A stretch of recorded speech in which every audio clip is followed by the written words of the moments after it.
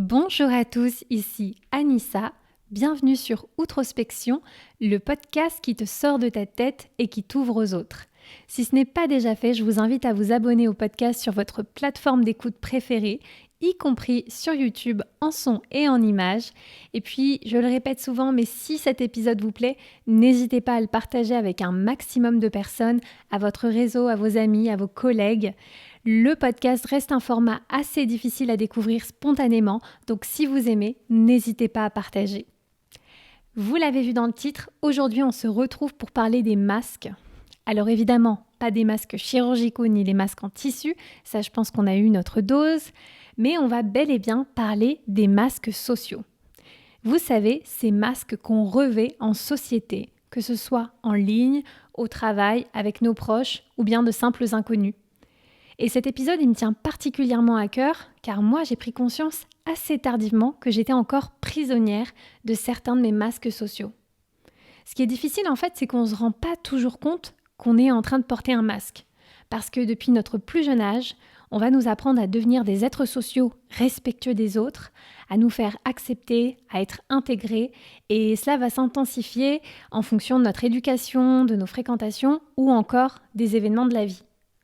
Et de là, notre esprit, eh bien pour nous protéger, il va mettre en place un certain nombre de masques parce qu'il va considérer que c'est ce qui va nous permettre de ne pas être rejetés, de ne pas être marginalisés. Et comme son nom l'indique, le masque social, c'est un petit peu une espèce de couche supplémentaire qui vient en fait au devant pour faire l'intermédiaire entre le vrai nous et la société.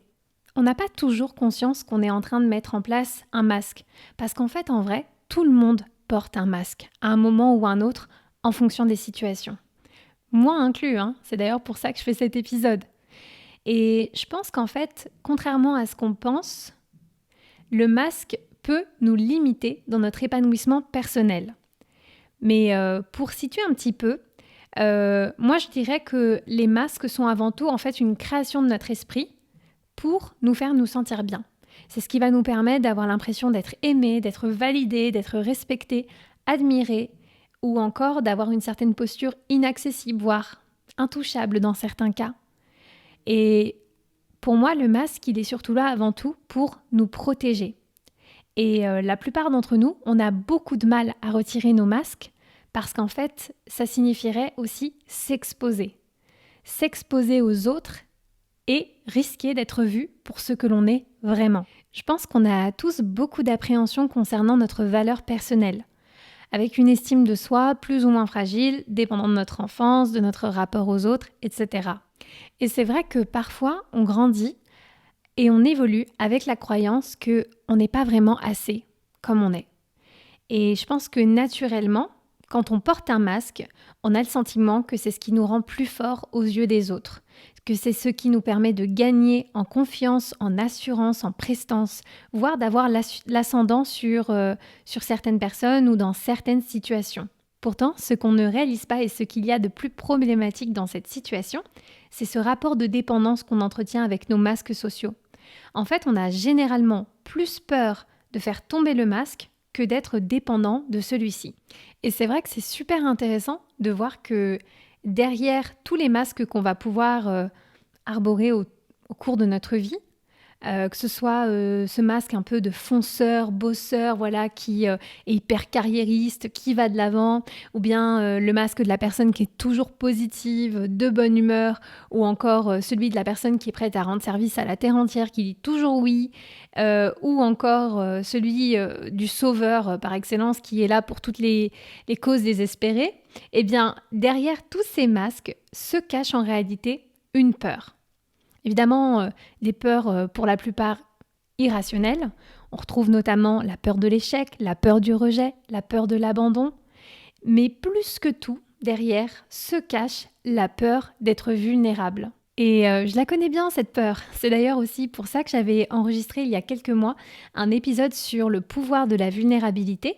Je l'avais fait en compagnie de Sarah Métari, qui est HR Business Partner dans une banque au Luxembourg et aussi coach carrière. D'ailleurs, si vous ne l'avez pas écouté, cet épisode, je le mettrai en note du podcast parce que j'ai eu énormément de retours et de super bons retours concernant ce podcast. Et en fait, on est nombreux à avoir beaucoup de mal à se montrer vulnérable face aux autres. Et moi, personnellement, j'ai appris beaucoup aux côtés de Sarah. Je me suis remise en question et j'ai aussi compris que j'avais un vrai problème avec la vulnérabilité. En fait, moi, j'ai souvent et longtemps dissimulé cette peur sous des masques, sous le masque de la working girl, sous le masque de la fille super ambitieuse qui gère 1 million de trucs de front, qui fait carrière, qui voit grand, qui se laisse pas déstabiliser, vous voyez. Et le problème, en fait, c'est que cette année en particulier, j'ai été rattrapée par cette vulnérabilité et je n'ai pas eu d'autre choix que de faire tomber les masques. Alors, c'est assez personnel ce que je vais vous partager, mais je trouve que ça vaut le coup pour comprendre aussi mon processus de réflexion et peut-être aussi vous aider si vous êtes dans une situation similaire. Cette année 2021, elle a été très difficile pour moi. J'en ai assez peu parlé parce que de toute façon, j'avais déjà beaucoup de mal à gérer la situation moi-même. Mais pour vous expliquer, en fait, en l'espace de 3 semaines, j'ai perdu 2 membres de ma famille et des membres très très proches. Ça a été évidemment très dur à gérer et pendant cette période de deuil, je me suis aperçue que le surplus d'émotions, il était beaucoup trop lourd pour continuer à garder les masques. En fait, comme je n'arrivais pas à entretenir ces différents masques sociaux, eh bien, j'ai pris la décision de m'isoler encore plus et finalement de ne pas avoir d'interaction avec les autres. Le problème, en fait, c'est que j'avais du mal à me l'avouer. Et donc, comme j'arrivais pas en fait à interagir avec le monde extérieur, je m'étais dit bon bah mise tout sur le travail en fait. Et donc le contexte Covid aidant, j'étais à distance, donc ça c'est sûr que c'était très bien. Mais d'un certain côté et au bout d'un moment, y a certaines personnes de mon équipe qui voilà voulaient me voir revenir, voulaient échanger avec moi, me disaient ah tu nous manques, ta bonne humeur nous manque, ton énergie nous manque. Et moi en fait je me sentais prisonnière parce que je me disais ce rôle en fait cette personne que je suis quand je suis en leur compagnie c'est moi. Mais aujourd'hui, parce que je suis cette personne, je n'arrive pas à leur dire en fait que finalement, je ne suis plus en mesure de l'être au regard de ce que je suis en train de traverser. Et ce personnage justement de personne hyper avec une énergie hyper communicative, etc., c'est moi et ça vient naturellement. Mais à ce moment-là, je pense que je m'en sentais plus capable. J'étais extrêmement dure vis-à-vis de moi-même. Je m'autorisais pas en fait à être vulnérable. Pour moi, j'étais juste faible. Et cette part de moi, je ne l'acceptais pas. Je la rejetais complètement. Et c'est vrai que j'en avais déjà parlé dans certains des épisodes, mais quand tu es une femme qui a toujours travaillé super dur pour te faire ta place et que tu as eu ce que tu as eu et que tu as mérité chaque petite miette, en fait, c'est pas facile, en fait, de faire tomber le masque. Parce que t'as surtout pas envie qu'un moment difficile vienne ruiner tous tes efforts.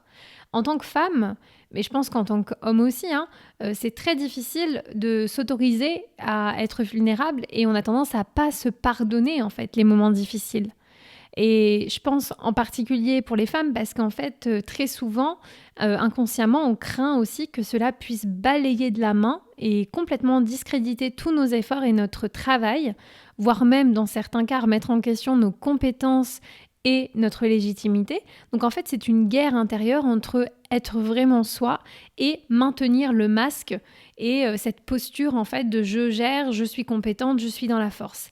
Et le problème à vouloir enfouir nos émotions, en tout cas celles que je considérais comme pas ok pour moi, eh bien le corps a fini par parler. Et c'est vrai que le corps ne ment pas, il ne nous trahit pas. Et d'ailleurs, si vous ne l'avez pas écouté, j'ai fait un épisode sur nos mots physiques que je vous invite vivement à découvrir parce que j'explique justement pourquoi il ne faut pas ignorer les mots physiques, les symptômes, etc.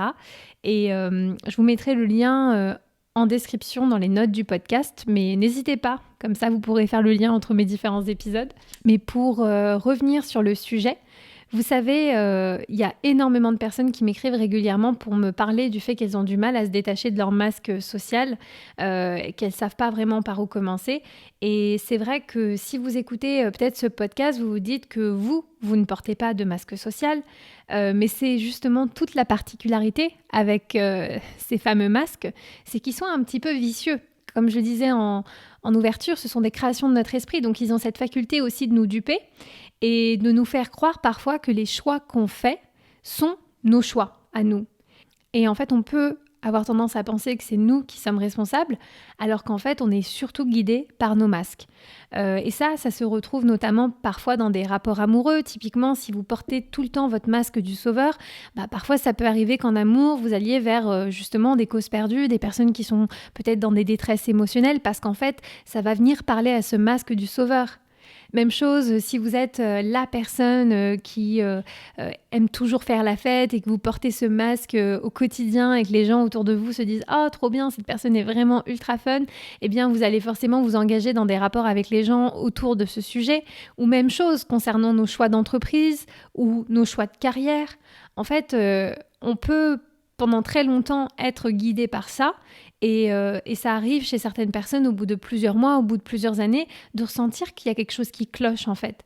D'avoir l'impression que tout ça n'a aucun sens et qu'il y a un désalignement profond entre ce qu'elles sont au fond d'elles et leur choix de vie et les situations dans lesquelles elles sont au moment présent.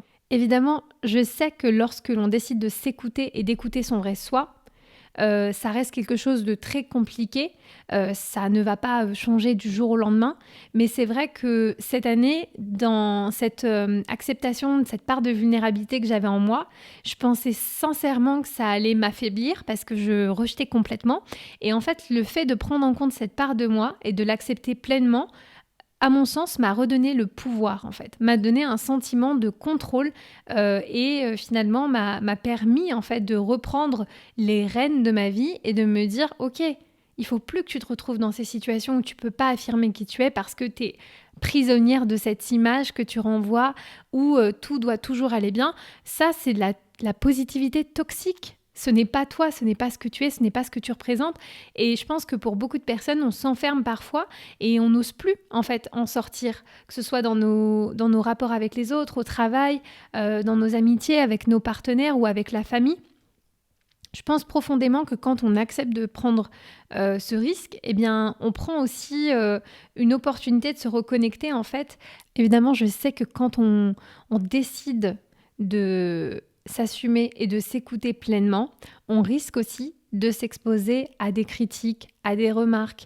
Il y a des gens qui vous diront que vous prenez trop de place, des gens qui vous diront que vous vous prenez trop au sérieux, qui comprendront pas ce que vous faites là, qui vous diront que ce que vous faites, c'est pas bien. Mais dans ce genre de cas, je pense qu'il n'y a rien de mieux qu'on puisse écouter que son cœur, que son corps, car contrairement à notre esprit, il ne nous trompe pas. En fait, notre esprit, lui, il est beaucoup plus malin. Il a cette faculté à pouvoir nous manipuler à certains moments. Et quand on prend le temps vraiment de faire tomber des masques, on se donne aussi une chance d'être pleinement heureux et d'attirer à soi ce que l'on veut vraiment. Vous connaissez un petit peu le principe de la loi de l'attraction, mais c'est vrai que je pense que ça fait partie intégrante des vibrations que nous, on renvoie au monde et que le monde nous renvoie en retour. Évidemment, à l'écoute de ce podcast, certains se diront que peut-être oui, ils portent des masques et qu'en fait, ils n'ont pas vraiment l'intention de les retirer parce que parfois, ça peut être aussi arrangeant. Et comme je l'ai dit tout à l'heure, ça reste une création de l'esprit pour nous rendre confortables, nous mettre à l'aise. Donc, c'est évident que retirer ça, c'est aussi, ça vient appuyer sur des peurs profondes. Mais si vous ne souhaitez pas aujourd'hui faire tomber les masques, vous jugez que ce n'est pas important ou essentiel à votre bien-être et à votre épanouissement, eh bien, c'est pas moi qui vais vous juger.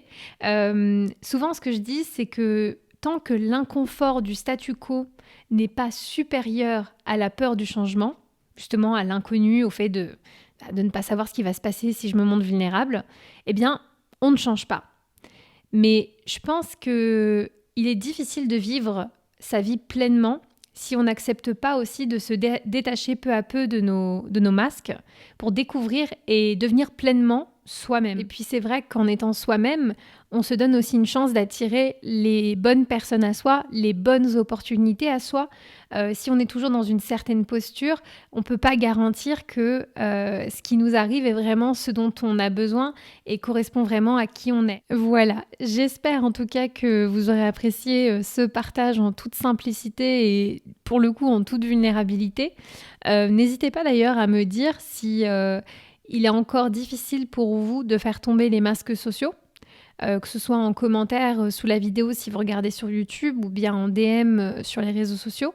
Je prends le temps de vous répondre et c'est vrai que ça fait quelques mois que je développe une communauté inclusive et bienveillante que j'ai nommée les Outrospectables et dans laquelle justement j'invite tout à chacun à pleinement être soi, à l'assumer sans peur d'être rejeté ou bien jugé. Donc si ça vous dit d'en faire partie, eh bien n'hésitez pas à me rejoindre sur Twitch ou bien sur Instagram. Je vous mets aussi les liens dans les notes. Et puis on se retrouve dans 2 semaines pour un nouvel épisode de podcast. D'ici là, prenez soin de vous et à bientôt. Ciao!